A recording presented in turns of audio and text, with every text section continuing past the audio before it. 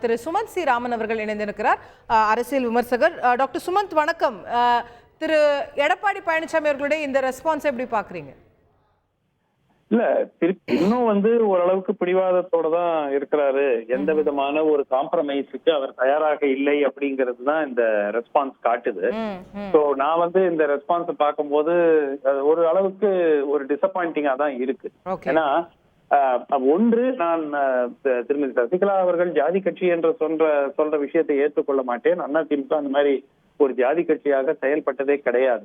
அதனால அதை ஏற்றுக்கொள்ள மாட்டேன். அதில் திரு எடப்பாடி அவர்கள் கூறுவது சரி.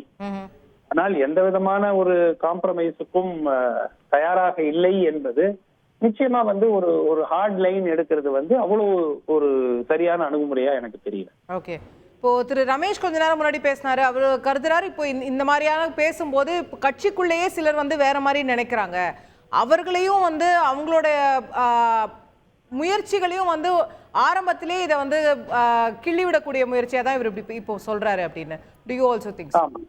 ஆமா, நிச்சயமா கட்சிக்குள்ளே இருக்கிறவங்களும் இதை எதிர்பார்ப்பாங்க. ஏதாவது ஒரு காம்ப்ரமைஸ் பண்ணி கட்சியை வலுப்படுத்தணும், ஒரு ஸ்ட்ரென்தன் பண்ணணும் அப்படிங்கிறதுக்கு அவங்க முயற்சி எடுக்கிறதுக்கு தான் கட்சியில பெரும்பாலானவர் எதிர்பார்ப்பார்கள். அதை நோக்கி இவர் பயணிக்கவில்லை அப்படிங்கிறது அவர்களுக்கு வருத்தம் அளிக்கும்.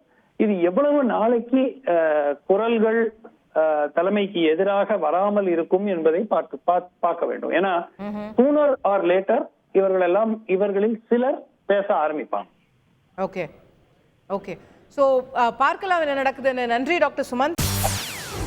செய்திகளை உடனுக்குடன் தெரிந்து கொள்ள உடனே சப்ஸ்கிரைப் பண்ணுங்க.